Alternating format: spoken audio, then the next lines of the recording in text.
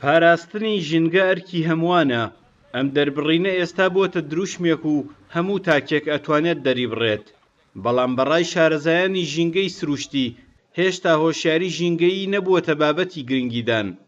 چالاکوانانی بواری ژینگە لە گەرمیاندا ئاماژە بە دروستی ژینگەی ناوچەکە دەدەن، بەڵام هەوڵی زیاتریشی گەرەکە.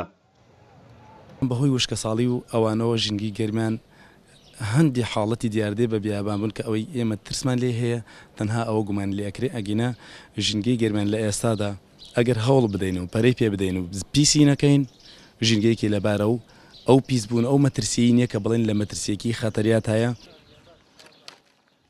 لە قەزای کفریدا ساڵانە هەزاران نەمام بۆ خاوێنکردنی ژینگەی ناوچەکە و زۆرترکردنی ڕێژەی سەوزایی ئەچێنرێت.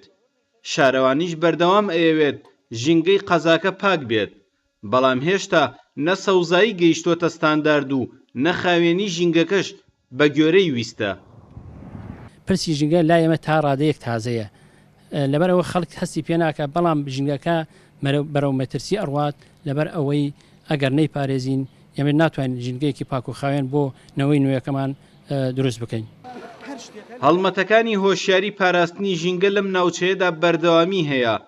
گروپ و ڕێکخرا و لایەنە پەیوەنددارەکانی حکوومەتیش ئەیانەوێت لەگەڵ ناشتنی هەر نەمامێکدا بنەمایەکی هۆشیاری پاراستنی ژینگەش لە لای تاکەکان بچێنن. ئەمە لەو ڕوانگەیەوەیە کە ئەوترێت چەپڵە بەدەستێک لێ نادرێت. سامان کەریم، کورتسات نیوز، کفری.